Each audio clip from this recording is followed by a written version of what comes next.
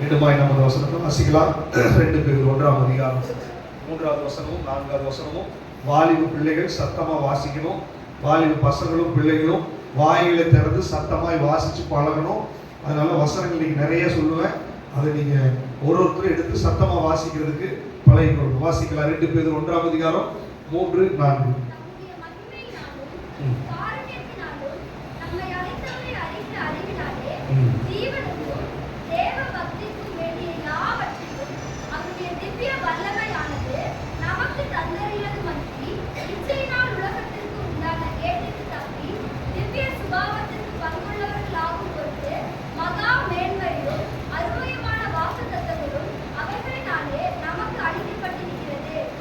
ஹல்லேலூயா, ஹல்லேலூயா. வேதம் ரொம்ப தெளிவாய் சொல்லுகிறது. நம்ம தொடர்ந்து இந்த வசனங்களை தியானிச்சுட்டு இருக்கிறோம். தம்முடைய மகிமையினாலும் காருண்யத்தினாலும் நம்மை அழைத்த தேவன் எதற்காக அழைத்தார் அப்படின்னு சொன்னா, இந்த உலகத்தினுடைய இச்சைகளை விட்டு திவ்ய சுபாவத்திற்கு பங்குள்ளவர்களாய் நம்ம மாறணும். திவ்ய சுபாவம் என்றால் தெய்வீக சுபாவம், டிவைன் நேச்சர். டிவைன் நேச்சர் என்றால் நமக்கு உதாரணமாய் கொடுக்கப்பட்டிருக்கிறது இயேசுவை போல வாழுகிற வாழ்க்கை. குமாரனுடைய சாயலுக்கு ஒப்பாய் இருக்கிறதுக்காக தான் நம்மை அவர் முன்குறித்திருக்கிறார். எத்தனை பேர் விசுவாசிக்கிறீங்க? ஹல்லேலூயா. சொல்லுங்க, என்னை இயேசுவை போல வாழும்படி அழைத்திருக்கிறார். இயேசுவை போல வாழும்படி அழைக்கப்பட்டிருக்கிறேன். ஹல்லேலூயா. அந்த திவ்ய சுபாவத்திற்கு பங்குள்ளவர்களாய் வாழுகிற அந்த வாழ்க்கைக்கு பெயர் தேவ பக்தி உள்ள வாழ்க்கை, காட்லி லைஃப். இச்சையோடு வாழுகிற வாழ்க்கைக்கு பெயர் அவபக்தியான வாழ்க்கை, அன்காட்லி லைஃப். ஆண்டவர் நம்மை அவபக்தியாய் வாழுவதற்கு அழைக்கல, தேவ பக்தி உள்ளவர்களாய் வாழும்படி அழைத்திருக்கிறார். எத்தனை பேர் விசுவாசிக்கிறீங்க? ஹல்லேலூயா. சொல்லுங்க, இந்த உலகத்தை போல அவபக்தியாய் வாழும்படி நான் அழைக்கப்படவில்லை, தேவ பக்தியாய் வாழும்படி அழைக்கப்பட்டிருக்கிறேன். தேவ பக்தியாய் வாழுவதற்கு நம்ம பெரிய காரியத்தை ஒண்ணு செய்ய வேண்டாம். ரோமர் 12:2 படி சின்ன விஷயத்தை செஞ்சா போதும், அவர் பெரிய காரியத்தை செய்வார். நீங்க உங்க சிந்தனையில சின்னதா ஒரு மாற்றம் வந்தா போதும், அவர் டிரான்ஸ்ஃபார்மேஷன் அவர் பண்ணிடுவாரு. நம்ம குஷ்டரோகி குறித்து வாசிச்சோம். 7 தரம் நீ முழுகு, நான் குஷ்டரோகத்தை சொந்தமா மாத்திடுறேன். தண்ணீர நீ முங்கி எந்திரிச்சா போதும், பெரிய விடுதலை நான் உனக்கு செய்யறேன். இதுதான் ஆண்டவருடைய ஃபார்முலா. மாறாவின் தண்ணீர் கசப்பா இருந்த போது நீ கொம்ப வெட்டி உள்ள போடு, அதை ஃபுல்லா நான் மாத்துறேன், அவ்வளவுதான். சோ நம்முடைய ஆண்டவர் இந்த தேவ பக்தி உள்ள வாழ்க்கை வாழுவதற்கு எளிமையான வழியை தான் நமக்கு வச்சிருக்கிறாரு. கடினமானவைகள் கிடையாது. இன்னும் சொல்ல போனா, இந்த தேவ பக்தி உள்ள வாழ்க்கை அவருடைய திவ்ய பலத்தினால, டிவைன் பவர், பரிசுத்த ஆவியினுடைய துணையோடு கூட தேவ பக்தியாய் வாழ்வதற்கு நமக்கு ஒரு பரிசுத்த ஆவியானவரை கொடுத்திருக்கிறார். எத்தனை பேர் விசுவாசிக்கிறீங்க? ஹல்லேலூயா. ஆவியானவர் நமக்கு எதுக்கு கொடுக்கப்பட்டிருக்கார் தெரியுமா?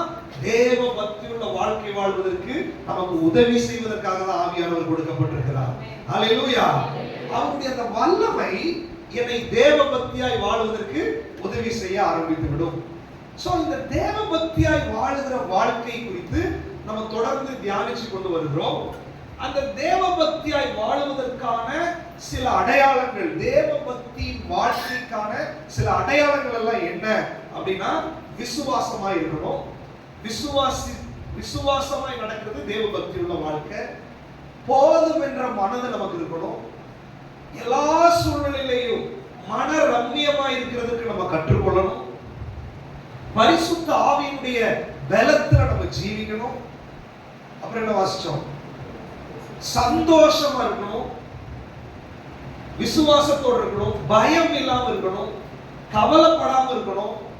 இதெல்லாம் தேவ பக்தியாய் வாழ்வதற்கான அடையாளங்கள்.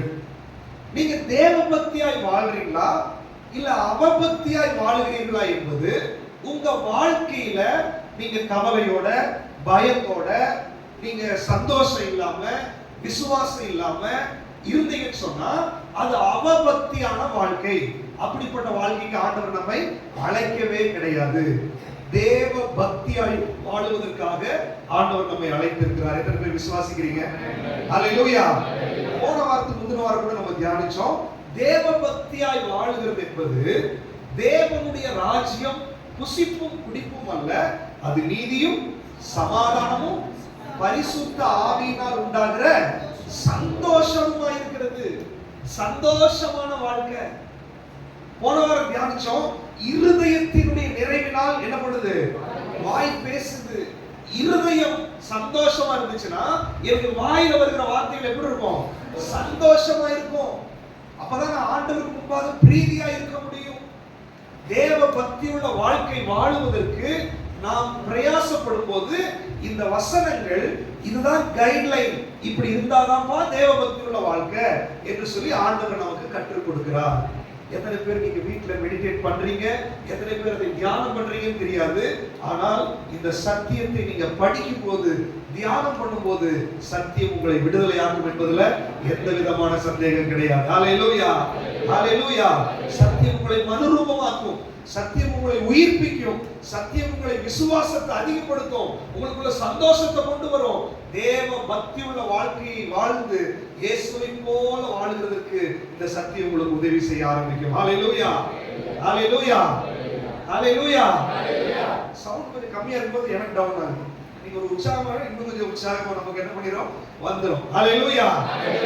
அப்ப தேவ பக்தி உள்ள வாழ்க்கை குறித்து நிறைய உதாரணங்களை நம்ம வாசிக்கிறோம். இன்றைக்கு ஒரு மனுஷனுடைய வாழ்க்கையில் இருக்கிற தேவ பக்தியை குறித்து நம்ம வாசிக்க போகிறோம். வாசிக்கலாம். அப்போஸ்தலர் நடவடிக்கைகள் 10ஆம் அதிகாரம் 1வது வசனமும் 2வது வசனம். அப்போஸ்தலர் 10:1-2.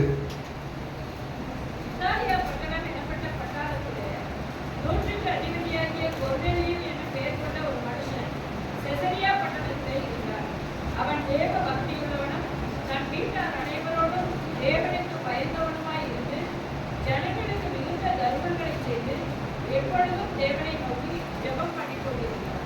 கொர்நேலியு குறித்து வேதம் சொல்லுகிறது. கொர்நேலியு அவபக்தி உள்ளவரா தேவ பக்தி உள்ளவரா? வேதம் சொல்லுகிறது இவர் தேவ பக்தி உள்ளவர். அப்ப கொர்நேலியுடைய வாழ்க்கையில 3 விஷயங்களை அங்க தெளிவாய் சொல்லப்பட்டிருக்கு. நம்ம ஒரு விஷயத்தை குறித்து இன்னைக்கு நம்ம தியானிக்க போகிறோம். அவர் தேவ பக்தி உள்ளவராய் வாழுவதற்கு காரணமாயிருந்த 3 குணாதிசயங்களில ஒன்று, அவர் தேவனுக்கு பயப்படுகிறவராய் இருந்தார். அடுத்தது தர்மம் செய்கிறவராய் இருந்தார். அடுத்தது எப்போதும் ஜெபம் பண்ணுகிறவராய் இருந்தார். ஹல்லேலூயா, ஹல்லேலூயா. தேவ பக்தியாய் வாழுவதற்காக தான் ஆண்டவர் நம்மை அழைச்சிருக்கிறார். சோ நீங்க எப்ப தேவ பக்தியாய் வாழ முடியும்? நீங்க தேவனுக்கு பயப்படும் போது தேவ பக்தி உள்ளவர்களாய் வாழ முடியும். நற்கிரியைகளை செய்யும் போது, தான தர்மங்களை செய்யும் போது தேவனுக்கு தேவ பக்தி உள்ள வாழ்க்கை. அடுத்தது ஜெபம் பண்ணுகிற ஒரு வாழ்க்கை, எப்போதும் ஜெபிக்கிறவர்கள் அவர்கள் தேவ பக்தி உள்ள வாழ்க்கையா இருக்கிறார்கள். கொர்நேலியு குறித்து வேதம் இந்த 3 பாயிண்ட்களை என்ன பண்ணிருக்குது? நமக்கு சொல்லியிருக்கு. இன்றைக்கு அந்த முதலாவது பாயிண்டை நம்ம தியானிக்க போகிறோம். கொர்நேலியுடைய கேரக்டர்ல முதலாவது கேரக்டர் என்ன? தேவனுக்கு. நீங்க தேவ பக்தி உள்ள வாழ்க்கை வாழ வேண்டும் என்றால் நீங்க தேவனுக்கு பயந்து வாழ்கிறது தான் தேவ பக்தி உள்ள வாழ்க்கை. ஹல்லேலூயா, ஹல்லேலூயா. சொல்லுங்களேன், தேவனுக்கு பயப்படுகிற வாழ்க்கை தேவ பக்தி உள்ள வாழ்க்கை. நல்லா கவனிச்சுக்கோங்க. உலகத்துல மற்ற தெய்வங்கள் ஐயோ இதை செய்யலன்னா அது என்ன கண்ணை குத்திரும், இதை செய்யலன்னா என்ன அடிச்சிரும், என்ன கொன்றும் சொல்லி பயந்து போய் ஆராதிக்கிறார்கள். நம்முடைய ஆண்டவர் அப்படி பயந்து ஆராதின்னு சொல்லல, அந்த பயத்தை சொல்லல. இது ரெவரன்ஸ், என்னுடைய நன்றி பெருக்கினால் வருகிறதான ஒரு பயபக்தி, சந்தோஷத்தினால் வருகிற பயபக்தி.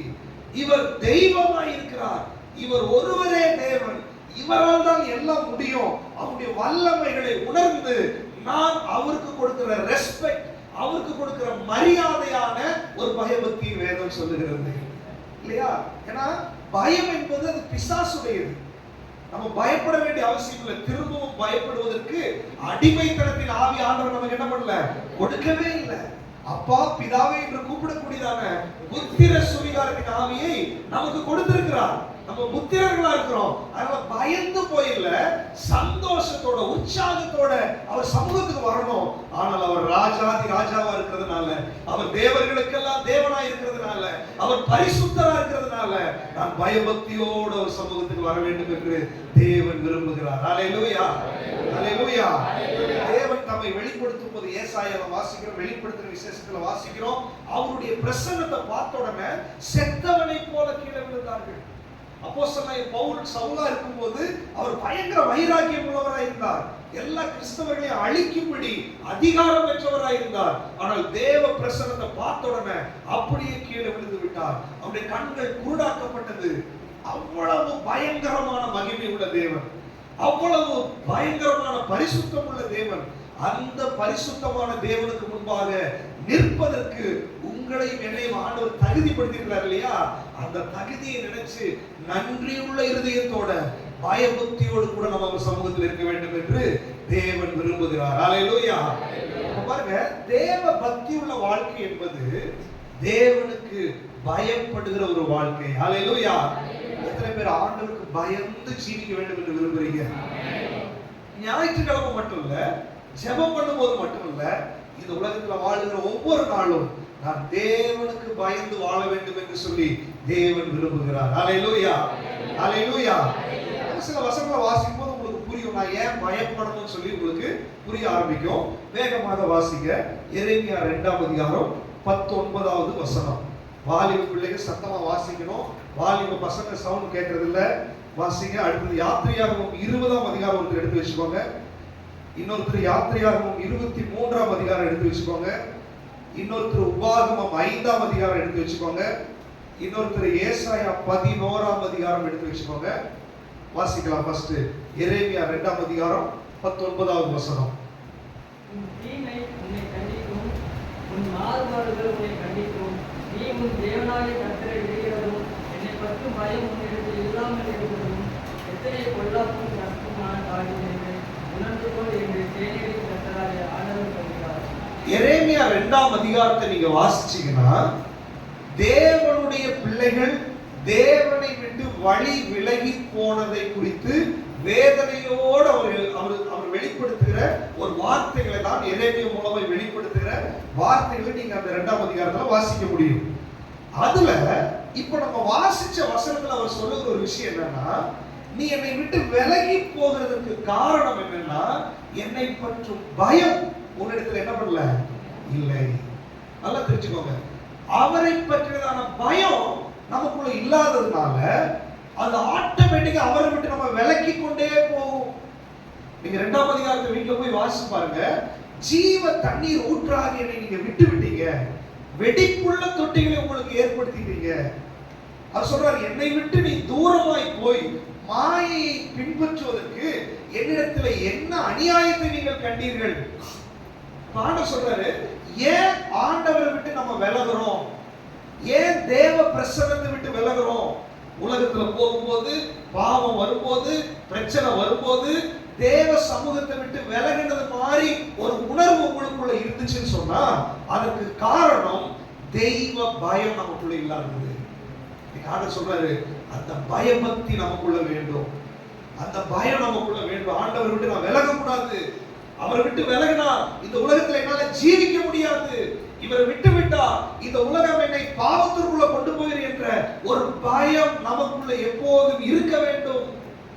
நான் எப்படி வேணாலும் வாழலாம் அப்படின்னு அதனுடைய அர்த்தம் என்ன? ஆண்டவரை குறிச்ச பயம் நமக்குள்ள இல்லை.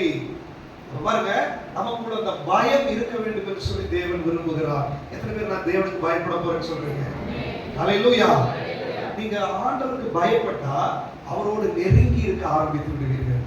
தெய்வ பயம் இல்லைன்னா விலகி போக ஆரம்பித்து விடுவோம். எத்தனை பேர் ஆண்டவருக்கு நெருங்கணும்னு ஆசைப்படுறீங்க? அல்லேலூயா. சரி, எதற்காக தெய்வ பயம் அப்படின்னா இந்த 4 வசனங்களை நான் சொன்னேன். வாசிங்க. ஃபர்ஸ்ட் யாத்திரையாகமம் 20ஆம் அதிகாரம் 20வது வசனம்.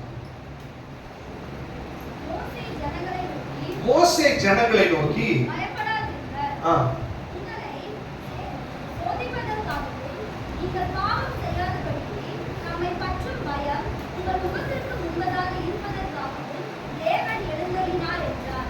நல்லா கவனிச்சுக்கோங்க. இந்த வசனத்தை நீங்க வீட்டுல போய் நல்ல தெளிவா வாசிச்சு பாருங்க. தம்மை பற்றும் பயம் உங்களுக்கு இருக்கணும் அப்படின்னு தேவன் விரும்புகிறார். எதற்காக அப்படின்னா, நீங்கள் பாவம் செய்யாதபடிக்கு.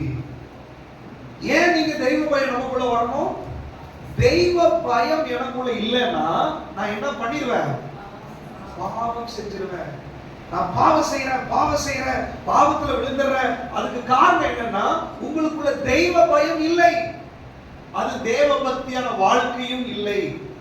பாண்டவர் சொல்றாரு, நீ தெய்வ பயம் உனக்குள்ள இருந்துச்சுன்னா நீ பாவம் செய்ய மாட்டாய். பாவத்துக்கு நீங்க விலகி இருக்கணும். பாவத்துக்கு நான் உள்ள போக கூடாது, பாவத்துக்கு விட்டு விலகி நான் வரணும் அப்படின்னு சொல்லி உங்களுக்குள்ள ஒரு விருப்பம் இருந்தால், அதுக்கு நீங்க பாவத்தை விட்டு வெளியே வர்றதுக்கு நீங்க முயற்சி பண்ண வேண்டாம். தெய்வ பயம் வந்தாலே பாவம் நம்மளை விட்டு விலகி போயிடும், நம்மளும் பாவத்தை விட்டு விலகி வந்து விடுவோம். அல்லேலூயா. பாண்டவர் பாருங்க எவ்வளவு கரிசனையாய், நீங்க பாவம் செய்யக்கூடாதுன்றதுக்காக என்னை பற்றும் பயம் உனக்குள்ள நான் வைக்கிறேன் இல்லையா? அவர் பரிசுத்தமான தேவன், அவர் பாவத்தை பாராத சுத்த கண்ணராய் இருக்கிறார். பாவம் வரும்போது, இச்சைகள் வரும்போது, உலகம் வரும்போது, ஐயோ என்னுடைய ஆண்டவர் இதை வெறுக்கிறார், ஆண்டவருக்கு இது பிரியம் இல்லை, நான் இதை செய்யக்கூடாது, இப்படி பேசக்கூடாது, இங்க போகக்கூடாது என்று சொல்லி உனக்குள்ள ஒரு அலர்ட் வரணும் அப்படின்னா ஒரு தெய்வ பயம் இருக்கணும். அந்த இடத்துல தெய்வ பயம் வந்துச்சுன்னா நீங்க பாவம் செய்யாமல் வாழ முடியும். ஹல்லேலூயா, ஹல்லேலூயா. அடுத்த வசனம் வாசிங்க. யாத்திரையாகமம் 23:27.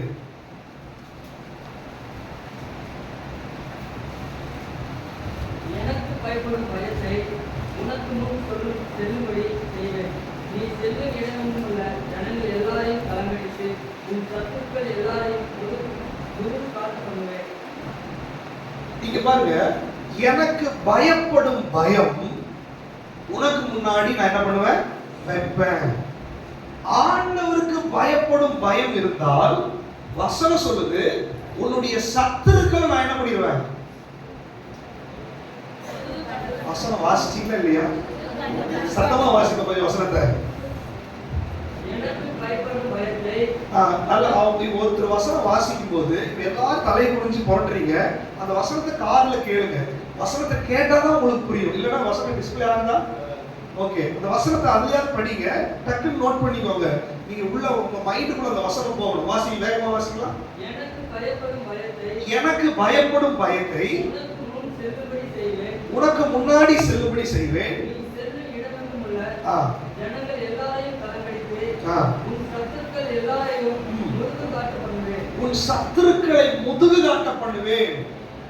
பாருங்க, நம்ம சத்துருக்களை அவர் முறியடிப்பார், நம்ம சத்துருக்களை துரத்துவார். அப்போ உனக்காக நான் வந்து சத்துருக்களை துரத்த வேண்டும் என்றால் உனக்குள்ள என்ன இருக்கணும்? தெய்வ பயம் இருக்க வேண்டும். என்னை பற்றும் பயம் உனக்குள்ள இருக்கணும். இவர் பரிசுத்தமான தேவன், இவர் சர்வ வல்லமையுள்ள தேவன், இவர் ராஜாதி ராஜா, இவர் கர்த்தாதி கர்த்தா, இவர் தேவர்களுக்கெல்லாம் தேவன்.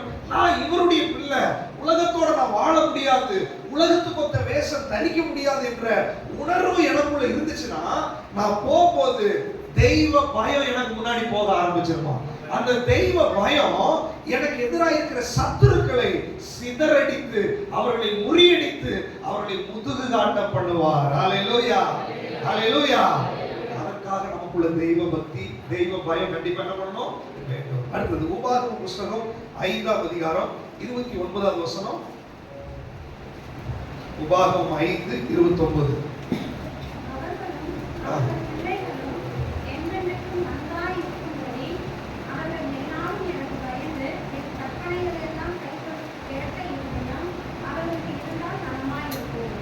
அவர்களும் அவர்களுடைய பிள்ளைகளும் என்றைக்கும்.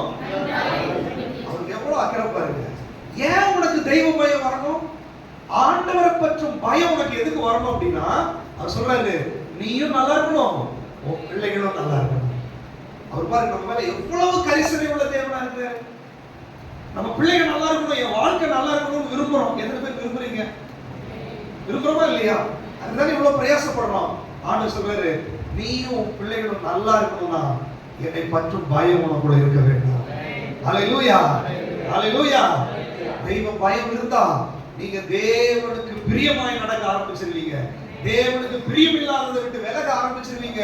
நீ தேவனுக்கு பிரியமாய் நடந்தாலே போதும், நீங்களும் உங்க பிள்ளைகளும் ஆசீர்வதிக்கப்பட ஆரம்பித்து விடுவீர்கள். ஹல்லேலூயா. அப்போ என்னுடைய ஆண்டவர் என்னை பயப்படுத்தி அவருக்கு அடிமையா வைக்கிறதுக்கு எனக்கு பயத்தை வைக்கல. நான் அவருக்கு பயப்படும் போது அவர் என்னை ஆசீர்வதிக்கிறதுக்காக அதை வைத்திருக்கிறார். நான் அவருக்கு பயப்படும் போது பாவத்தை விட்டு என்னை விலக்குவதற்காக வைத்திருக்கிறார். நான் அவருக்கு பயப்படும் போது என் சத்துருக்களை முறியடிப்பதற்காக ஆண்டவர் அதை வைத்திருக்கிறார். நம்ம கர்த்தருக்கு பயப்படணுமா இல்ல ஃப்ரீயாவே இருக்கலாம் நினைக்கிறீங்களா? கர்த்தருக்கு பயப்படணும். ஹல்லேலூயா. இந்த பக்கம் சவுண்டே வரல. கர்த்தருக்கு பயப்படணும்னு நினைக்கிறீங்களா? வாலிப பிள்ளைக்கு சவுண்ட் வரல. பயப்படணும், கர்த்தருக்கு பயப்படணும். நீங்க பயப்படணும்னு சொல்லுவீங்க, பட் ஆண்டவர் உங்க இருதயத்தை பார்க்கிறார். அவரை பற்றி பயம் உங்களுக்குள்ள இருக்குதான்னு சொல்லி கர்த்தர் நம்மை ஆராய்ந்து பார்க்கிறவராய் இருக்கிறார். ஹல்லேலூயா. நீங்கள் உங்க பிள்ளைகளோட ஆசீர்வதிக்கப்படுவீங்க. அடுத்தது ஏசாயா 11ஆம் அதிகாரம் 2வது வசனமும் 3வது வசனத்தையும் வாசிங்க.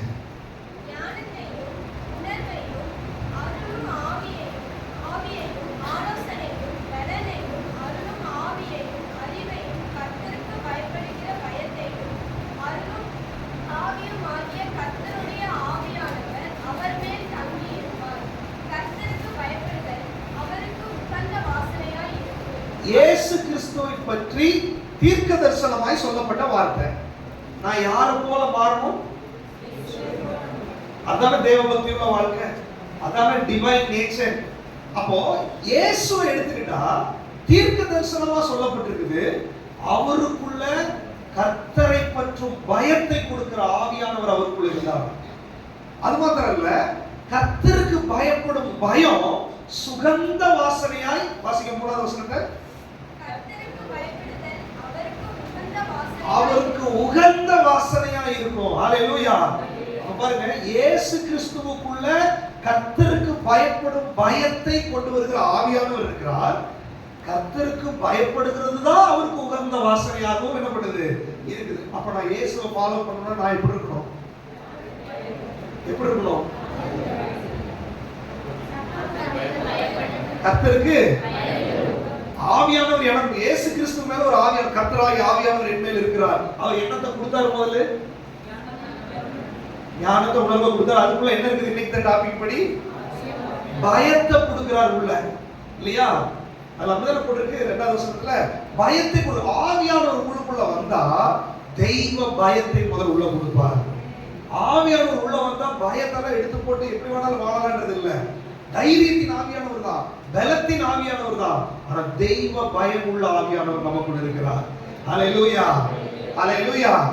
சொல்லுங்க, எனக்குள்ள ஆவியானவர் அபிஷேகம் தைரியத்தை கொடுக்கிறது, வல்லமையை கொடுக்கிறது, அதோடு தெய்வ பயத்தை கொடுக்கிறது, தெய்வ பயத்தை கொடுக்கிறது.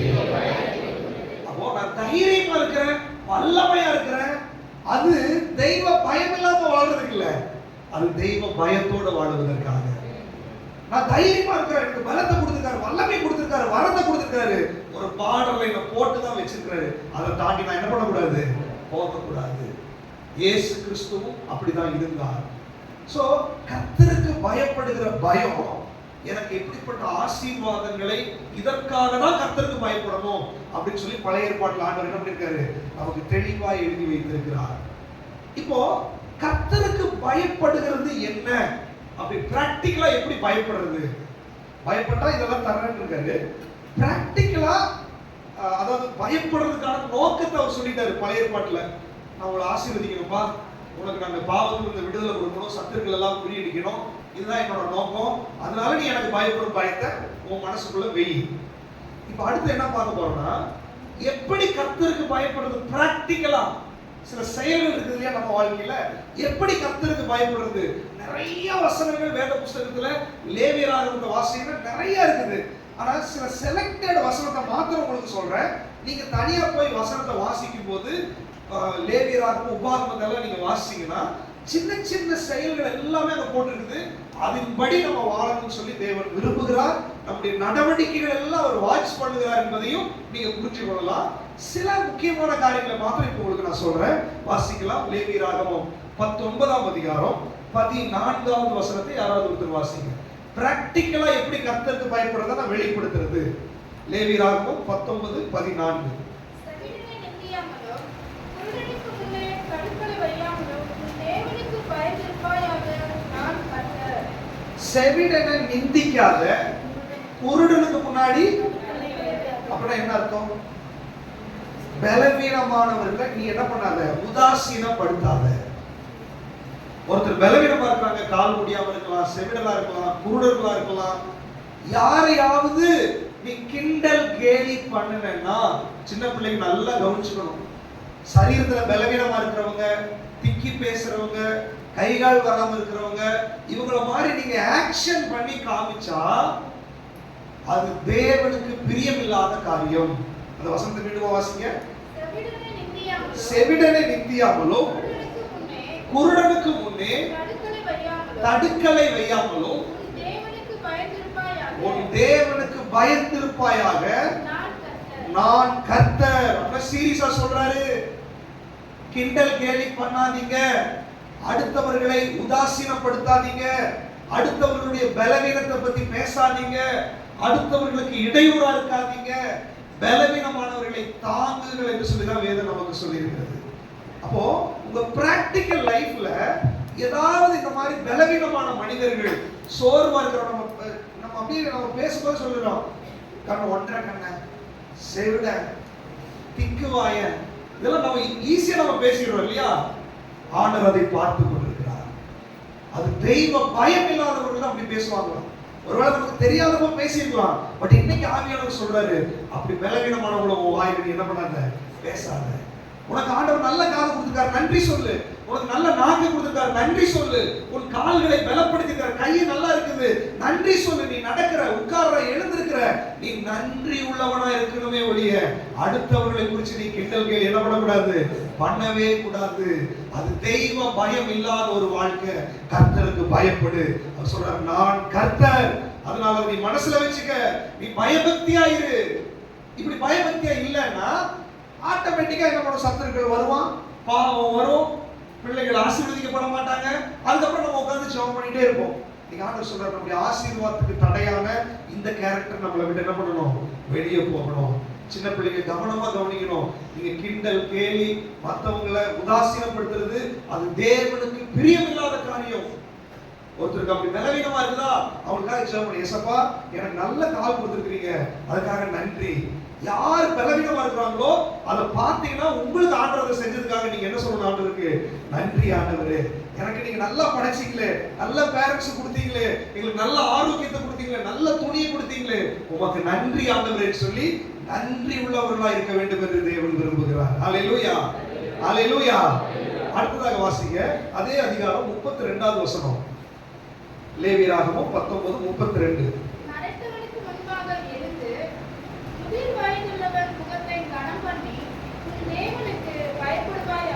உன் தேவனுக்கு நீ எப்படி பயப்படணுமாமா? தெய்வ பயத்தை எதுல காமிக்கணும்ன்றாரு? நரைத்தவர்கள்னா யாரு? வயது முதிர்ந்தவர்களுக்கு முன்பாக நீ என்ன பண்ண, எழுந்து கனம் பண்ணி உன் தேவனுக்கு நீ என்ன பண்ணணும்.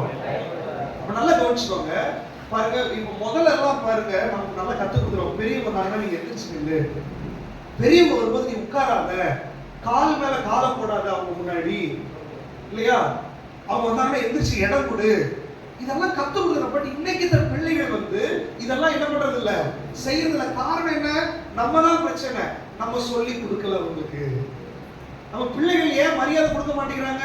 பெரியவங்க வீட்டுக்குள்ள வந்தா அவங்களுக்கு பிரைஸ் எல்லாம் சொல்ல மாட்டேங்கிறாங்க, அவங்களுக்கு வணக்கம் சொல்ல மாட்டேங்கிறாங்க. பெரியவங்க வந்தா கூட சோஃபால கால் மேல காலை போட்டு உட்கார்றாங்க. அப்போ அதனுடைய காரணம் என்ன அப்படின்னா, நம்ம தெய்வ பயத்தை நம்ம பிள்ளைகளுக்கு என்ன பண்ணல, சொல்லி கொடுக்கல.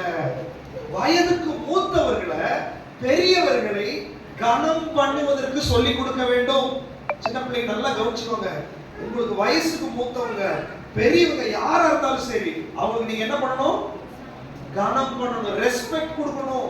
அவங்க வந்தாங்கன்னா நீங்க எந்திரிச்சு நிக்கணும், அவங்களுக்கு இடம் கொடுக்கணும், அவங்கள உதாசீனப்படுத்த கூடாது. அவங்க உள்ள வரும்போது பிரைஸ் லார்ட் வாங்கன்னு சொல்லணும். அப்ப இதெல்லாம் தெய்வ பயத்தினுடைய ஒரு அடையாளம். ஹல்லேலூயா, ஹல்லேலூயா. நம்ம பெரியவங்க நமக்கு அதுதான். நம்மளோட வயதுக்கு மூத்தவர்கள், மூத்த வயசுக்கு மூத்து நரைச்சிருக்கிறவங்க, பலவீனமா இருக்கிறவங்க, அவங்களுக்கு கொடுக்க வேண்டிய கனத்தை நம்ம என்ன பண்ணணும்? கொடுக்கணும். நிறைய பேர் அவங்க அம்மா அப்பா வயசானவங்க இருப்பாங்க. வா சாப்பிடுறதுக்கு நமக்கு எந்திரி உட்காரு. இது ஆடு மாடுகளை ஹேண்டில் பண்ற மாதிரி பேரண்ட்ஸை ஹேண்டில் பண்றது சாபம் உங்க வாழ்க்கை. அவங்க படிப்பறிவு இல்லாம இருக்கலாம், அவங்க பலவீனம் உள்ளவர்களா இருக்கலாம், உங்களை நல்லா கூட பார்க்காதவங்களா இருக்கலாம். ஆனா உங்க பெற்றோர்கள் என்பதை நீங்க என்ன பண்ணணும்? மறந்து விடக்கூடாது, மறந்து விடக்கூடாது. அதே 19ஆம் அதிகாரத்துல 2வது வசனத்துல நினைக்கிறேன், பெற்றோர்களை குறிச்சே சொல்லப்பட்டிருக்குது. வாசிங்க 19ஆம் அதிகாரம். நீ இஸ்ரவேல் புத்திரரின் சபை அனைத்தோடும் சொல்ல வேண்டியது என்னவென்றால், உங்கள் தேவனும் கர்த்தருமாகிய பெற்றோர்களை குறிச்ச ஒரு வசனம் இருக்கு பாருங்க. 2வது வசனம் 3வது வசனமா? உங்களில் அவனவன் தன் தன் தாய்க்கும் தன் தன் தகப்பனுக்கும் பயந்திருக்கவும். பாருங்க, பெற்றோர்களுக்கு நீங்க என்ன பண்ணணும்? பயப்படணும். சின்ன பிள்ளைங்க பாருங்க, பெற்றோர்களை எதிர்த்து பேசுறது, கோபப்படுறது, வாய்க்கு வாய் பேசுறது, இதெல்லாம் வேதத்துக்கு புறம்பான காரியம். வசனம் என்ன சொல்லுது? பெற்றோர்களுக்கு பயந்து இருக்கணும். உன் வாழ்க்கையில ஆசீர்வாதம் வரல அப்படின்னா நீ பெற்றோருக்கு பயப்படாததான் காரணம். நீ பெற்றோர்களுக்கு பயந்து பார். நீ பெற்றோர்களுக்கு பயப்பட்டா ஆண்டவருக்கு பயப்படுறதுக்கு அடையாளம். ஏன்னா அவர் தானே சொல்றாரு. அதே மாதிரி பெரியவங்க கூட நம்ம பெற்றோர்கள், அவங்க ரட்சிக்கப்படாதவங்களா இருக்கலாம், ரட்சிக்கப்பட்டவங்களா இருக்கலாம், அவர்களை மரியாதை குறைவா பேசாதீங்க. ஆடு மாடுகளை மாதிரி டீல் பண்ணாதீங்க. அவங்க குறைவுள்ளவங்களா இருப்பாங்க, பலவீனம் உள்ளவங்களா இருப்பாங்க. அதை நீங்க சகிச்சுக்கணும், ஞானமா நடந்துக்கணும், அவ்வளவுதான். அவங்களுக்கு செய்ய வேண்டிய கனத்தை நம்ம என்ன பண்ணணும்? செய்யணும். ஹல்லேலூயா, ஹல்லேலூயா. அது ஒரு தெய்வ பயம். அவர் சொல்றாரு, நான் கர்த்தர், இப்படிதான் இருக்கணும் என்று சொல்லுகிறார். இதெல்லாம் தேவ பக்தியினுடைய வாழ்க்கையினுடைய அடையாளங்களாக இருக்கிறது. அடுத்ததாக வாசிங்க, அதே லேவியராகமம் 25ஆம் அதிகாரம் 17வது வசனம்.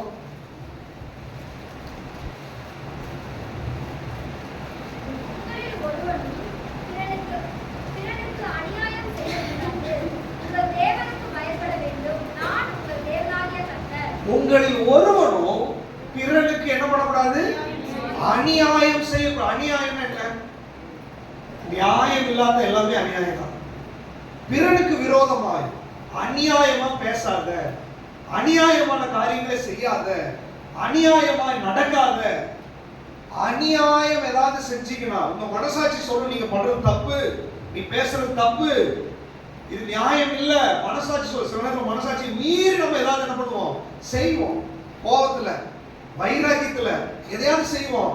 ஆண்டவர் சொல்றாரு, நீ தேவனுக்கு பயந்திருப்பாய், ஆனால் அநியாயமா நீ எதையும் செய்யாத, அநியாயமா நீ பேசாத, அநியாயமா குற்றச்சாட்டு சொல்லாத. உனக்கு தெரியும் அவங்க அதை செய்யலன்னு, நீ குற்றச்சாட்டு வைக்காத. அநியாயமான குற்றச்சாட்டு, அநியாயமான பழி சொல், அநியாயமாய் அவங்க தண்டனை வாங்கி கொடுக்கிறது, இப்படிப்பட்ட காரியங்கள் தேவ பக்தியுள்ள வாழ்க்கை கிடையாது. மாமியார் மருமக மேல, மருமக மாமியார் மேல, பெற்றோர் பிள்ளைகள் மேல, பிள்ளைகள் பெற்றோர்கள் மேல, கணவன் மனைவி மேல, மனைவி கணவன் மேல அநியாயமான குற்றச்சாட்டுகளோ அநியாயமான காரியங்களோ செய்யக்கூடாது. வேதம் சொல்லுகிறது அது தேவ பக்தியுள்ள வாழ்க்கை கிடையாது, அது அவபக்தியுள்ள வாழ்க்கை. கர்த்தர் உங்களை பார்க்கிறார், உங்களை நியாயம் தீர்ப்பார். அது பயபக்தியான வாழ்க்கையே கிடையாது. ஆண்டவர் சொல்றாரு, நான் கர்த்தர், நீங்க பயந்து இருக்க வேண்டும். ஹல்லேலூயா, ஹல்லேலூயா. நீங்க ஒப்பு கொடுக்கணும். நம்ம எல்லாரும் வாயில திறந்து சொல்லுங்க, ஆண்டவரே, அநியாயமான எந்த ஒரு காரியத்தையும் யாருக்கு விரோதமாகவோ நான் செய்ய மாட்டேன். உமக்கு பயந்து இருப்பதற்கு எனக்கு உதவி செய்யும். ஹல்லேலூயா. அப்போ தேவன் இதை எதிர்பார்க்கிறார் நம்ம கிட்ட. பிராக்டிகல் லைஃப்ல நான் பயபக்தியா இருக்கிறத நான் பாடுறதுல, நான் பிரசங்கம் பண்றதுல, நான் ஜெபம் பண்றதுல காமிக்கிறது இல்ல, நடவடிக்கையில காமி. உன்னுடைய செயல்பாட்டுல காமி.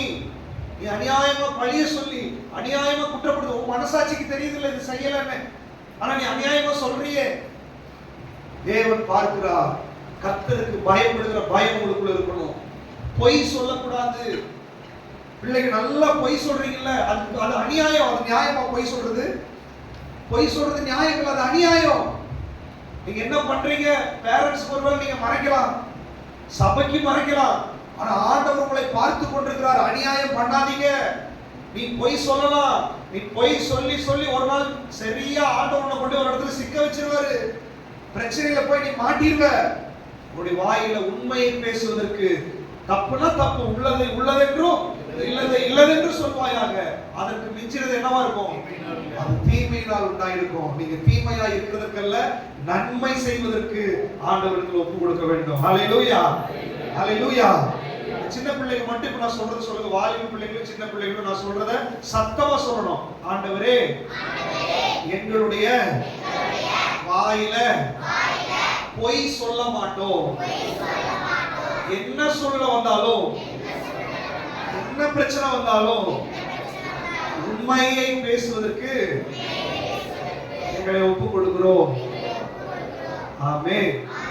நீங்க ஒப்பு கொடுத்தா ஆண்டவர் உங்களுக்கு உதவி செய்வாரு, உங்களை ஆசீர்வதிப்பார். ஹல்லேலூயா. அடுத்ததாக வாசிங்க 25ஆம் அதிகாரம் 35வது வசனம் 36வது வசனத்தை வேகமா வாசிங்க.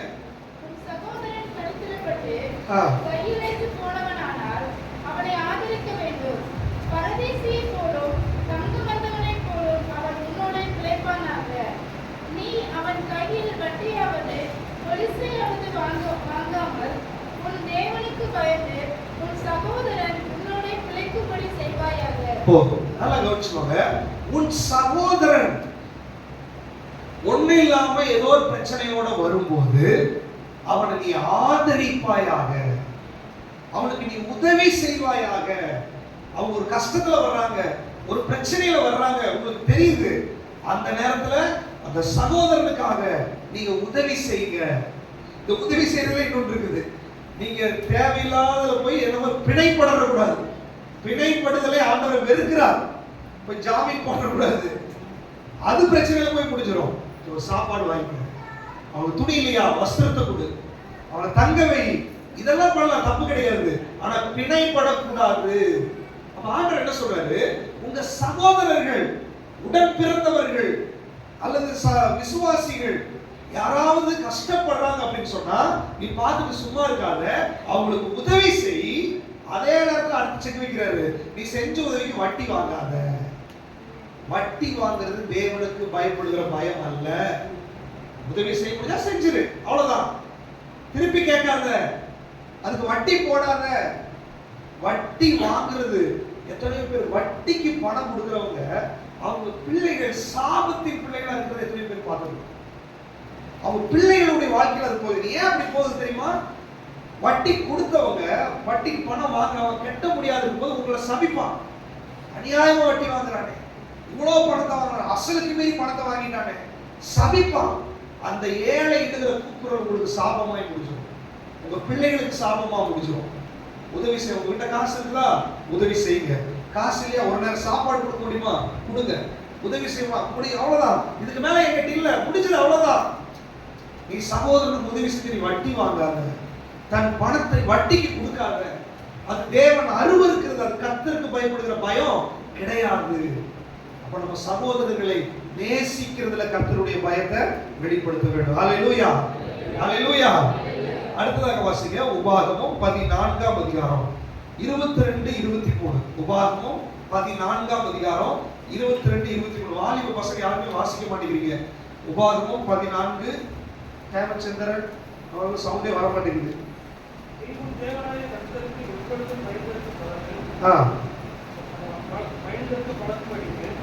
வருஷந்தோறும் நீ விதைக்கிற ஜெயினாலே வயலில் விளையும் எல்லா பழங்களின் தசம பலத்தை பிரித்து தேவனாய கர்த்தர் நமது நாமம் விளக்கும்படி தெரிந்து கொள்ளும் பலத்திலே காரியத்திலும் திராட்சரசத்திலும் எண்ணெயிலும் தசம பாகத்தில் ஆடு மாடுகள் அறையிச்சுவரையும் அவருடைய சன்னதியில் சுப்பாயாக.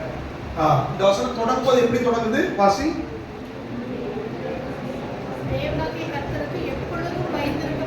தேவனாகிய கர்த்தருக்கு எப்பொழுதும் பயந்திருக்க பழகும்படி என்ன பண்ணுவான்? தசம பாகத்தை என்ன பண்ணணும்? அப்ப தசம பாகமாய் காணிக்கை கொடுப்பது என்பது நான் தேவனுக்கு பயப்படுகிறேன் என்பதற்குரிய ஒரு அடையாளம். நம்ம நினைச்சிட்டு இருக்கிறோம் காணிக்கை அதான் இதா அப்படின்னு. தெய்வ பயத்துக்கு அது ஒரு அடையாளம் அப்படின்றார் ஆண்டவர். எதுக்கு அடையாளம்? ஏன் அப்படி சொல்றாரு அப்படின்னா, தேவன் உனக்கு ஒரு விளைவை கொடுக்கிறாரு, உனக்கு ஒரு தொழிலை கொடுக்கிறாரு, உனக்கு ஒரு வெள்ளாமை கொடுக்கிறாரு. அதை விளைய வச்சிருக்கிறாரு இல்லையா, அந்த விளைச்சலுடைய முதல் பாகம் ஆண்டவரே இது உமக்குள்ளது ஆண்டவரே. அப்படி கொடுத்தா மீதமுள்ள விளைச்சலை அவர் ஆசீர்வதிப்பார். அவர் சொல்றாரு, நீ என்னை சோதிச்சு பார்க்கிற நான் உன்னை ஆசீர்வதிப்பனா இல்லையா என்பதை நீ தசம பாகத்தை என்ன பண்ணு, சோதிச்சு பார். கண்டிப்பா நம்மை ஆசீர்வதிப்பார். கர்த்தர் எல்லாம் செஞ்சதை அனுபவிச்சுட்டு நான் அவருக்கு கொடுக்க வேண்டியதை கொடுக்கல அப்படின்னு சொன்னா அது தெய்வ பயம் கிடையாது.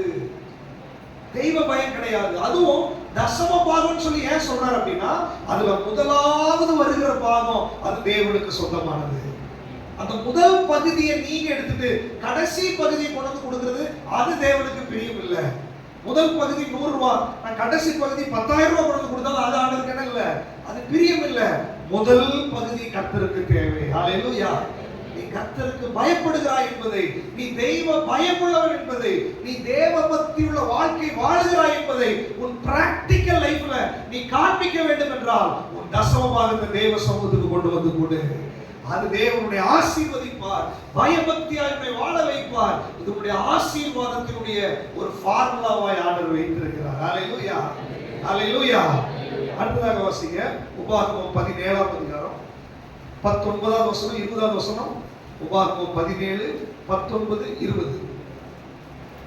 இந்த நியாயப்பிரமாணத்தில் எல்லா வார்த்தைகளையும் இந்த கட்டளைகளையும் கைக்கொண்டு இவைகளின்படி செய்வதற்காக தன் தேவனாகிய கர்த்தருக்கு பயந்திருக்கும்படி கற்றுக்கொள்ளும் பொருட்டு அவன் லேவியராகிய ஆசாரியரிடத்தில்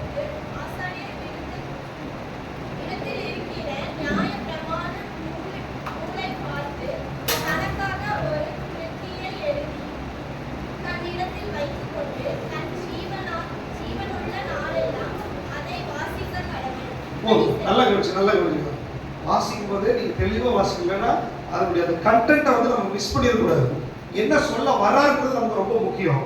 நீ தேவனாகிய கர்த்தருக்கு பயப்படும்படிக்கு அந்த தெய்வ பயம் உனக்குள்ள வர்றதுக்காக ஒரு ஆலோசனை சொல்றாரு. என்ன தெரியுமா? நீ லேவியின் இடத்துல போய் நியாயப்பிரமாணத்தினுடைய பிரதியை நீ வாங்கிட்டு வந்து, அந்த காலத்துல இன்னைக்கு நம்ம கையில எல்லாம் பைபிள் இருந்துச்சு, அன்னைக்கு நியாயப்பிரமாணத்துல ஒரு பிரதியை வாங்கிட்டு வந்து உன்னுடைய ஜீவனுள்ள நாளெல்லாம் என்ன பண்ணுங்கல்ல, ஜீவனுள்ள நாளெல்லாம் அதை என்ன பண்ணணும்? இன்னைக்கு நம்ம கையில என்ன கொடுத்திருக்காரு? நியாயப்பிரமாணம், வேத புஸ்தகம். அப்ப ஆண்டவர் சொல்றாரு, உன் ஜீவன் உள்ள நாளெல்லாம் இதை நீ வாசிக்கணும். நீ வேதத்தை வாசிக்கிறது நீ தேவனுக்கு பயப்படுகிறாய் என்பதை வெளிப்படுத்துகிறது. நான் வேதத்தை கையில எடுக்கலைன்னா என்ன அர்த்தம்? சத்தமா சொல்லுங்க. நீங்க பைபிளை கையிலேயே எடுக்கலைன்னா என்ன அர்த்தம்? தேவனுக்கு தெய்வ பயம் உங்களுக்குள்ள இல்ல. ஆண்டவருக்கே எதிராக நீங்க பேச ஆரம்பிச்சிட்டீங்க. பார்த்துக்கலாம், என்ன வேணாலும் பண்ணலாம் அப்படின்ற ஒரு துணிகரத்துக்குள்ள போயிட்டீங்கன்னு அர்த்தம். ஆண்டவர் சொல்றாரு, வேதத்தை ஒரு ஜீவனுள்ள நாளெல்லாம் நீ வாசி. நீ அந்த பிரதியை வாங்கி கையில வச்சுக்கோ. அன்னைக்கு அப்படி கஷ்டம். இன்னைக்கு நம்ம கையில பிரிண்டட் பைபிள் நம்ம கொடுத்துருக்காரு, ஆடியோ பைபிள் இருக்குது, டிவி ஆன் பண்ணா அதுல வசனம் வருது, இத்தனை காரியங்கள் வந்துட்டோம். நீ வேதத்தை வாசிக்காம ஒரு நாளை நீ தொடங்குற, வேதத்தை வாசிக்காம நீ ஒரு நாளை முடிக்கிற அப்படின்னா உனக்குள்ள தெய்வ பயம் இல்லை, அது தேவ பக்தி உள்ள வாழ்க்கை இல்லை. நீ தேவனுக்கு பயப்படுகிறாய் என்றால் நீ அதை எதுல காமிக்கணும்? உன்னுடைய காணிக்கையோ, உன்னுடைய ஆராதனையோ, உன்னுடைய பாட்டோ அதெல்லாம் ஒரு பக்கம் இருந்தாலும் நீ வேதத்தை வாசிப்பதுல நீ தெய்வ பயத்தை காட்டி. நீ வேதத்தை எடுத்து வாசிக்கிறாய் என்றால் நீ தெய்வ பயம் உள்ளவன் என்பதை, தெய்வ பயம் உள்ளவன் என்பதை கர்த்தர் அதுல அறிமுகப்படுத்துகிறார். ஹல்லேலூயா. சின்ன பிள்ளைங்க வேதத்தை கையில் எடுத்தா என்ன அர்த்தமா? வேதத்தை வாசிச்சா என்ன அர்த்தம்? தேவனுக்கு சொல்லுங்க, வேதத்தை சின்ன பிள்ளை கூட சொல்லுங்க, வேதத்தை வாசிப்பது தேவனுக்கு பயப்படுவது. சோ இன்று முதல் பைபிள் எடுத்து நீங்க வாசிக்காம ஸ்கூலுக்கு போக கூடாது. வசனம் வாசிக்காம ஸ்கூலுக்கு போகிற பெற்றோர்கள் ஸ்ட்ரிக்ட்டா பிடிக்கிறத. எந்த லேட்டான பைபிள் வசனம் வாசிக்காம நீ ஸ்கூலுக்கு போகாத. நைட்டு பைபிள் வாசிக்காம படுக்காத. ஏன் அது நீங்க ஸ்ட்ரிக்ட் பண்ணக்கூடாது? நீங்க பிள்ளையாண்டானை நடக்க வேண்டிய வழியில நீ அதை நடத்து. அவன் முதிர் வயதிலும் அவன் பின்னாடி நாட்கள் அவன் வந்து ரட்சிக்கப்பட்டு பைபிள் வாசிப்பான்னு நீங்க நினைக்காதீங்க. இன்னைக்கு எப்படி நடத்தணுமோ அந்த வழியில நீங்க என்ன பண்ணுங்க, நடத்துங்க. பிறப்பை கையாடாதவன் தன் மகனை பகைக்கிறான். 2 அடி கொடுக்கறதுல தப்பு கிடையாது. அதுக்காக அவங்களை கொல்லக்கூடாது, தண்டிக்கணும், அவ்வளவுதான். அவர்களுக்கு தவறுன்னு உணர்வதற்காக வேதத்தை வாசிப்பதற்கு கற்றுக் கொடுக்க வேண்டும். பைபிளை வாசிக்காம நீ ஸ்கூலுக்கு போகாத. பைபிளை வாசிக்காம நீங்க ஒரு காரியத்தை செய்யாத. இதை கொஞ்சம் டைட் பண்ணுங்க, ஆட்டோமேட்டிக்கா அவங்க என்ன பண்ணிடுவாங்க, அவங்களுக்கு பழக்கமாய் மாறிடும். ஆட்டோமேட்டிக்கா தெய்வ பயம் உள்ள வாழ்க்கைக்குள்ள அந்த பிள்ளைகள் வந்து விடுவார்கள். அல்லேலூயா. எத்தனை பேர் சொல்ல போறோம் அப்படி நம்ம பிள்ளைகளை அப்படி வளர்க்க போறோம்? அல்லேலூயா சொல்லுங்க. அல்லேலூயா. அல்லேலூயா. சோ இப்போ நம்ம வாசிச்ச இந்த பகுதி எல்லாம் தெய்வ பயம் என்ன அப்படின்றத பிராக்டிகலான லைஃப் இன்னும் நிறைய விஷயங்கள் நீங்க உபாகமம் 14, லேவியராகமம் 19, 25ஆம் அதிகாரத்துல வாசிச்சீங்கன்னா நிறைய விஷயங்கள் இருக்கு. நீங்க வாசிச்சு தெய்வ பயமா வாழ்றதுக்கு என்ன என்பதை நீங்கள் அறிந்து கொள்ளுங்கள். இப்போ தெய்வ பயமாய் வாழ ஆரம்பித்தால் அதனால் வருகிற ஆசீர்வாதங்கள், நிறைய ஆசீர்வாதங்கள் வேதத்தில் இருக்குது. பட் அதுலயும் சில காரியங்களை மட்டும் வேகமா வாசிச்சு நம்ம ஜெபம் பண்ண போறோம். வாசிக்கலாம். நீங்க தெய்வ பயத்தோட வாழுவதற்கான ஆசீர்வாதங்கள். சங்கீதம் 25:12 வேகமாக வாசிக்கிறோம். சங்கீதம் 25:12. கர்த்தருக்கு பயப்படுகிற மனுஷன் எவனோ அவனுக்கு நாம் தெரிந்து கொள்ளும் வழியை போகிறான். கர்த்தருக்கு பயப்படுகிறவனுக்கு அவர் தெரிந்து கொள்ளுகிற வழியை என்ன பண்ணுவாரு? அம்மா நீங்க கர்த்தருக்கு பயந்து நடந்தால், நம்ம டிஸ்கஸ் பண்ண எல்லா விஷயங்களையும் நீங்க கரெக்டா நடந்தால் அவருடைய வழி உங்களுக்கு என்ன பண்ணுவாராமா? நீங்க நம்ம பிரச்சனை வழியே தெரியல, அதான் பிரச்சனை. என்ன பண்றதுன்னு தெரியல, அடுத்து என்ன பண்றதுன்னு தெரியல, பிள்ளைகளுக்கு என்ன பண்றதுன்னு தெரியல, நாளைக்கு என்ன பண்றதுன்னு தெரியல. ஏன் வழி தெரியல? கர்த்தருக்கு பயப்படல. நீங்க ஆண்டவர் சொல்றாரு, நீ கர்த்தருக்கு பயப்படு, என் வழியை நான் உனக்கு காமிக்கிறேன், நான் உனக்கு போதித்து நீ நடக்க வேண்டிய வழியை உண்மையில என் கண்ணை வைத்து உனக்கு நான் என்ன பண்ணுவேன். அப்ப எனக்கு வழி தெரியல நீங்க சொல்றீங்கனாலே எங்கேயோ கர்த்தருக்கு நான் என்ன பண்ணல, பயப்படல. நீ கர்த்தருக்கு பயந்தா அவருடைய வழி உனக்கு என்ன பண்ணிடுவாரு, போதிக்க ஆரம்பித்து விடுவார். வாசிங்க அவருடைய 14வது வசனம்.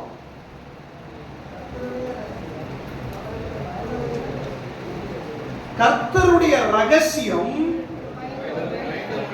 அவருக்கு பயந்தவர்களிடத்தில் இருக்கிறது. பாருங்க, யாரெல்லாம் கர்த்தருக்கு பயப்படுறாங்களோ அவருடைய சீக்கிரட்டவே அவங்களுக்கு காமிக்கிறார் ஆண்டவர். தேவனுடைய ரகசியங்கள் உங்களுக்கு தெரியும். நீ கர்த்தருக்கு பயப்படலைன்னா அவருடைய வழியை காமிக்க மாட்டாரு, அவருடைய ரகசியத்தை என்ன பண்ண மாட்டாரு, காண்பிக்க மாட்டாரு. நீங்க கர்த்தருக்கு பயந்தால் ரகசியங்களை உங்களுக்கு வெளிப்படுத்துவார், மறைபொருள்களை உங்களுக்கு வெளிப்படுத்துவார். கர்த்தருக்கு பயந்தா உனக்கு மறைவானதை எதையுமே வைக்க மாட்டாரு. ஆண்டவர் எல்லாத்தையும் உங்களுக்கு வெளிப்படுத்த ஆரம்பித்து விடுவார். அல்லேலூயா. அல்லேலூயா. சங்கீதம் 34:7. சங்கீதம் 34:7 வாசி.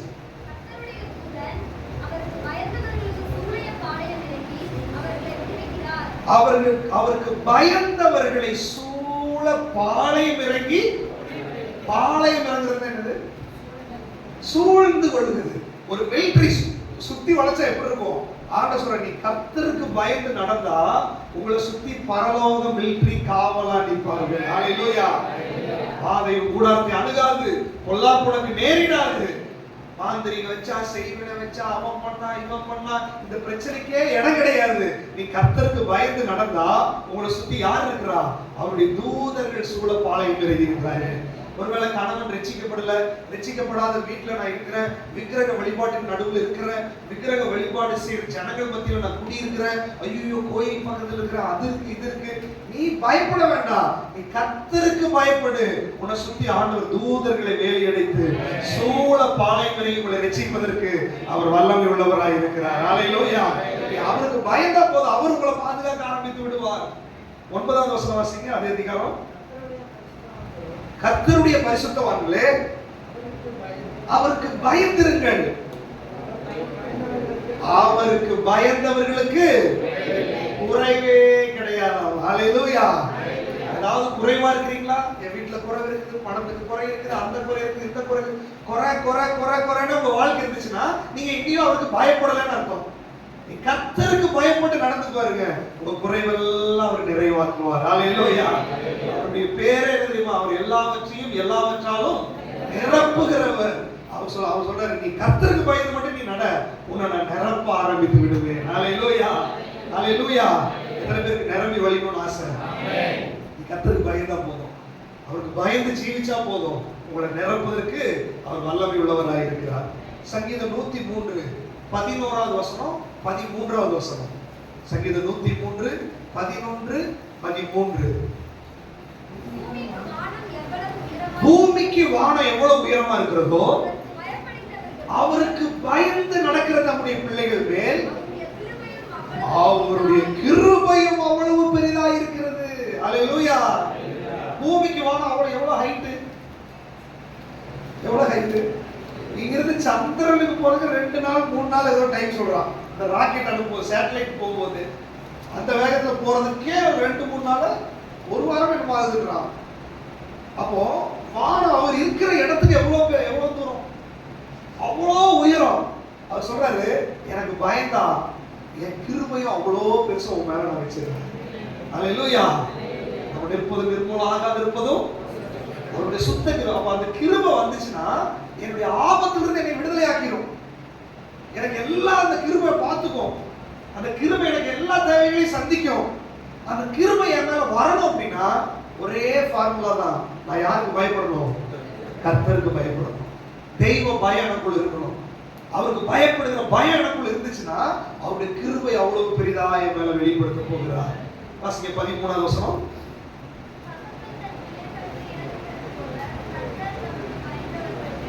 தகப்பன் தன் பிள்ளைகளுக்கு இறங்குகிறது போல கர்த்தர் தமக்கு பயந்தவர்களுக்கு.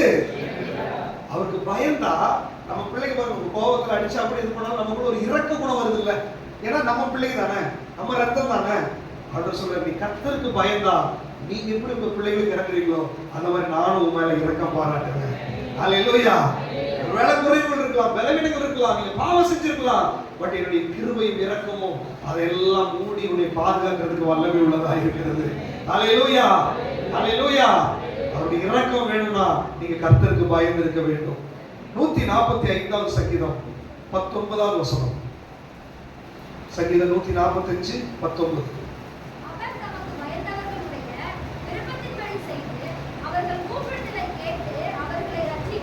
தமக்கு பயந்தவர்களுடைய விருப்பத்தை அவர் செய்வார்.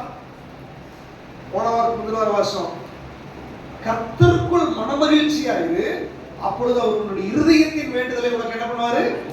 அருள் செய்வார். இங்க சொல்றாரு, நீ கர்த்தருக்கு பயப்படு, நீ விரும்புறத நான் உனக்கு செஞ்சிடறேன். எத்தனை பேர் புரியுது? நீங்க பார்த்தா ஓ அப்படியா என்ன சொல்றாரு புரியல. பலருடைய முகத்தை பார்த்தா எனக்கு ஆச்சரியமா இருக்கு. என்னது இவ்வளவு எளிமையா வசனத்தை வச்சிருக்காரு, இதை பிடிச்சிக்க மாட்டேங்கிறாங்களேன்னு கஷ்டமா இருக்குது. உங்களுக்குள்ள ஏன் அந்த ஒரு தாகம் வரணும்? அவர் சொல்றாரு, உன் மனசுக்குள்ள நீ விரும்புறத கூட நீ அவருக்கு பயந்து நடந்தா போது அவர் செஞ்சிருவார். நீங்க சொல்லணும்ன்றது கூட கிடையாது, நீ விரும்புறதே அவர் செய்வார். உன் விருப்பத்தை அவர் நிறைவேற்றுவார். அதை நீ கர்த்தருக்கு பயந்து நடக்கும். அப்போ விருப்பத்தை நிறைவேற்றி அவருடைய கூப்பிடுதலை கேட்டு அவர்கள் என்ன பண்ணுவாராமா? அப்ப நான் கர்த்தருக்கு பயப்படாம உபவாசம் போட்டு கூப்பிட்டாலும் அவர் என்ன பண்ண மாட்டாரு? அது நடக்காது. நீ தெய்வ பயத்தோட இருந்தா நீ உபவாசம் கூட பண்ண வேண்டாம், நீ இருதயத்துல நினைக்கும் போதே கர்த்தர் அதை செய்து விடுவார். ஹல்லேலூயா. இருதயத்துல நினைக்கிறதே செய்யறாரு, அவன் கூப்பிட்டா 100% செஞ்சே ஆவாரு. ஹல்லேலூயா. ஆண்டவர் உங்க ஜெபத்துக்கு பதில் கொடுக்கணும்னா, உங்களுக்கு அற்புதம் நடக்கணும்னா ஒரே ஃபார்முலா, அவருக்கு பயந்து இருக்கணும். ஹல்லேலூயா. நீதிமொழிகள் 1ஆம் அதிகாரம் 7வது வசனம். கர்த்தருக்கு பயப்படுதலே ஞானத்தின் ஆரம்பம். கர்த்தருக்கு நீங்க பயப்பட்டா அதுவே ஞானத்தினுடைய பிள்ளைங்க நல்லா கவனிச்சுக்கணும். உங்களுக்கு ஞானம் வேணுமா படிக்கிறதுக்கு, ஸ்கூலுக்கு போறதுக்கு, மேக்ஸ் வரல, சயின்ஸ் வரல, இது எப்படி பாஸ் பண்றது தெரியல, கஷ்டப்படுறீங்களா? பைபிள் சொல்லுது, நீ கர்த்தருக்கு பயந்தா ஞானம் ஆரம்பமாயிடும் உனக்குள்ள. அல்லேலூயா. எத்தனை பேர் விசுவாசிக்கிறீங்க சின்ன பிள்ளைங்க? சொல்லுங்க நான் சொல்றத. ஏசப்பா உமக்கு பயந்து வாழ எனக்கு உதவி செய்யும். உம்முடைய ஞானத்தை எனக்கு தாரும். இந்த உலகத்துல ஞானம் உள்ளவனாய் வாழ உதவி செய்யும். ஆமென். கர்த்தருக்கு பயந்தா போதும், ஞானம் வர ஆரம்பிச்சிடும். அல்லேலூயா. கர்த்தருக்கு பயப்படுதலே ஞானத்தின். பெரியவங்க எனக்கு அது செய்யறதுக்கு ஞானம் இல்லை, இது செய்யறதுக்கு ஞானம் இல்லை, அப்படிலாம் இல்லை. நீ கர்த்தருக்கு பயப்படு. சமையல் பண்றது கூட ஞானத்தை கொடுப்பார், துணி தைக்கிறதுக்கு ஞானத்தை கொடுப்பார், பிசினஸ் பண்றதுக்கு ஞானத்தை கொடுப்பார், வேலை செய்யறதுக்கு ஞானத்தை கொடுப்பார், எந்த பிரச்சனை வந்தாலும் அதை எப்படி சால்வ் பண்றதுக்கு ஞானத்தை கொடுப்பார். உங்களுக்கு ஞானம் இல்ல, உங்களுக்கு அது தெளிவு வர மாட்டேங்குது அப்படின்னு அர்த்தம். அப்படின்னு என்ன அர்த்தம்னா நீ கர்த்தருக்கு பயப்படலன்னு அர்த்தம். கர்த்தருக்கு பயப்பட்டா உனக்கு அந்த நெளிவு சுழிவு எல்லாம் கத்துக் கொடுத்து ஆண்டவர் உங்களை ஞானம் உள்ளவர்களாய் நிறுத்துவார். யோசேப்பு நல்ல ஒரு அடையாளம். அவன் கர்த்தருக்கு பயந்ததுனால எகிப்தினுடைய பெரிய பிரச்சனையை டீல் பண்றதுக்கு இவனுக்கு ஞானத்தை கொடுத்தார். அல்லேலூயா. கர்த்தருக்கு பயப்பட்டா ஒரு தேசத்தையே டீல் பண்ற அளவுக்கு ஞானத்தை உங்களுக்கு கொடுப்பார். அல்லேலூயா. அல்லேலூயா. அடுத்து வாசிங்க நீதிமொழிகள் 10:27.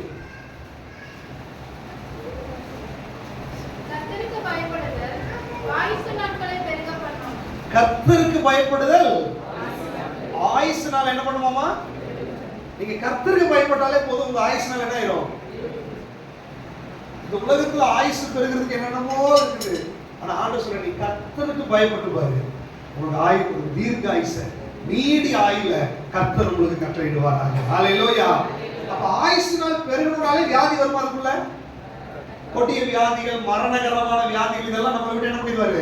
எடுத்து போட்டுருவாரு. கர்த்தர் உங்களுக்கு எவ்வளவு நாள் பூமியில நிர்ணயிச்சிருக்கிறாரோ அந்த நாளை விட்டு ஒரு நாள் கூட முன்னாடி சத்துரு உங்களை எடுத்துக்கொள்ள முடியாது. ஹல்லேலூயா. வியாதி உன்னை விட்டு விலக்குவேன், உன்னுடைய ஆயுசு நாட்களை பூரணப்படுத்துவேன்னு சொல்லியிருக்கிறார். ஹல்லேலூயா. நீங்க பூரண ஆயுசு உள்ளவங்களாய் வாழணும்னா யாருக்கு பயப்படணும்? கர்த்தருக்கு பயப்படணும். வேகமா வாசிங்க. சங்கீதம் 14:26. சங்கீதம் 14:26.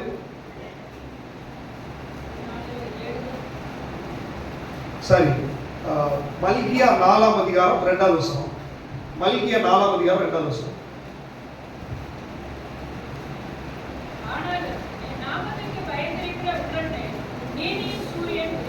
என் நாமத்திற்கு பயப்படுகிற உங்கள் மேல் நீதியின் சூரியன் என்ன பண்ணுவாமா?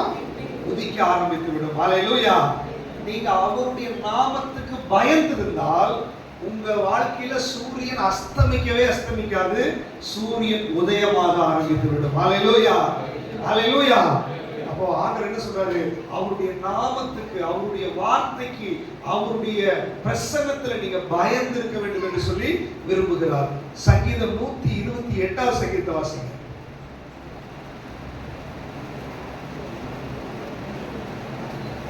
கர்த்தருக்கு பயந்து அவர் வழிகளில் நடக்கிறவன் எவனோ அவன் பாக்கியவான். எப்படி பாக்கியவான்? கைகளின் பிரயாசத்தை நீ சாப்பிடுவாய். எவன் கர்த்தருக்கு பயப்படுறானோ அவன் கைகளின் பிரயாசத்தை, வண்டி டியூக்கு, வீட்டு வாடகைக்கு, கடன் கொடுத்தவங்க எல்லாம் கொடுத்து தீக்க மாட்டான். கர்த்தருக்கு பயப்பட்டா கையின் பிரயாசத்தை என்ன பண்ணுவ? சாப்பிடுவாய். அது ஒரு ஆசீர்வாதம். கர்த்தருக்கு பயந்து நடந்தால் உனக்கு பாக்கியமும் நன்மையும் உண்டாயிருக்கும். மனைவி உன் வீட்டோர்களில் கனிதரும் திராட்சை கொடியை போல் இருப்பார். நீங்க ஆம்பளைங்க கர்த்தருக்கு பயந்து நடந்தா பெண்கள் கனிதரும் திராட்சை கொடியை மாதிரி மாறிடுவார்கள். உன் பிள்ளைகள் பந்தியை சுற்றிலும் ஒலிவ மர கன்றுகளை போல இருப்பார்கள். பிள்ளைகள் பந்தியை சுற்றிலும் ஒலிவ மர கன்றுகளை போல இருப்பார்கள். கர்த்தருக்கு பயப்படுகிற மனுஷன் இவ்விதமாய் ஆசீர்வதிக்கப்படுவார். கர்த்தருக்கு பயப்படுகிற மனுஷன் இவ்விதமா என்ன பண்ணுவான்? ஆசீர்வதிக்கப்படுவான். ஹல்லேலூயா. இது ஆண்களுக்கு சொல்லியிருக்குது, பெண்களுக்கும் சொல்லியிருக்குது. இல்லையா? இது குடும்ப தலைவர்களா இருக்கிறதுனால ஆண்கள் அவங்க தெய்வ பயப்பம். முத்து சொன்னாங்க இல்லையா, ஆண்கள் ஜெபிக்கணும், பெண்கள் ஜெபம் பண்ணணும் எங்களுக்காக. ஆண்கள் தான் ஜெபம் பண்ணணும், ஆண்கள் தான் முன்னாடி நிக்கணும் இல்லையா? குடும்ப தலைவர்கள் நம்ம தான் வண்டி ஓட்டணும். டிரைவர் போய் கண்டக்டர் சீட்ல உட்காரக்கூடாது, நம்ம ஓட்டினா தான் வண்டி என்ன பண்ணும், ஓடும். அதனால இன்னைக்கு எல்லாம் பிரதர்ஸ் உட்கார்ந்து ஜெபம் பண்ண போறீங்க. ஒவ்வொரு நாள் பிரதர்ஸ் ஓடிடக்கூடாது. இன்னைக்கு பிரதர்ஸ் உட்கார்ந்து ஜெபம் பண்ணுங்க. சபைக்காக, குடும்பங்களுக்காக, ஊழியர்களுக்காக ரவுண்டா உட்கார்ந்து ஒரு 10 பாயிண்ட்காக ஜெபம் பண்ணிட்டு அப்புறம் மற்ற வேலையை பாருங்க. ஆண்கள் எழும்ப ஆரம்பிக்க வேண்டும். ஹalleluya. வசனம் சொல்லுகிறது, கர்த்தருக்கு பயப்படுகிற மனிதன் இவ்விதமா என்ன பண்ணுவான், ஆசீர்வதிக்கப்படுவான். கருமையானவர்களே, இன்னைக்கு அவருக்கு பயப்படுகிற பயம், இந்த கொர்நேலியோ கர்த்தருக்கு பயந்து நடந்ததுனால அவனை தேவ பக்தி உள்ளவன் என்று வேதம் சொல்லுச்சு. அதுக்கப்புறம் நீங்க அந்த வசனத்தை வாசிச்சு பார்த்தீங்கன்னா, தேவதூதன் அவன் சொப்பனத்துல வெளிப்பட ஆரம்பிச்சான். தேவதூதன் அவனுக்காக பேதுருவை அனுப்புகிறான். தேவதூதன் அந்த பேதுருவை அனுப்பி அந்த பேதுரு மூலமா பரிசுத்த ஆவியுடைய அபிஷேகத்தை கொர்நேலியு வீடு தேடி வருகிறது. ஆசீர்வாதம். ஹalleluya. கர்த்தருக்கு பயந்தால், தேவ பக்தி உள்ள வாழ்க்கை வாழ்ந்தால், உங்க வீட்டுக்கு ஏஞ்சல்ஸ் வருவார்கள், உங்க வீட்டுக்கு அப்போஸ்தலர்கள் வருவார்கள், நன்மைகள் உங்க வீட்டை தேடி வரும், அற்புதங்கள் உங்க வீட்டை தேடி வரும். நீங்க இந்த உலகத்துல ஆசீர்வாதமா இருக்க முடியும். அப்படிப்பட்ட தேவ பக்தி உள்ள வாழ்க்கை வாழ்வதற்கு கர்த்தர் நம்மை அழைத்திருக்கிறார். எத்தனை பேர் ஒப்பு கொடுக்க போறீங்க? இன்னைக்கு வாயில திறந்து சொல்லலாம், ஆண்டவரே நான் என்னை ஒப்பு கொடுக்கிறேன். ஆண்டவரே, எல்லாரும் கண்களை மூடி ஆண்டவரை நோக்கி பார்க்கலாமா? ஹalleluya. ஒரு நிமிஷம் ஒப்பு கொடுங்க. ஆண்டவரே,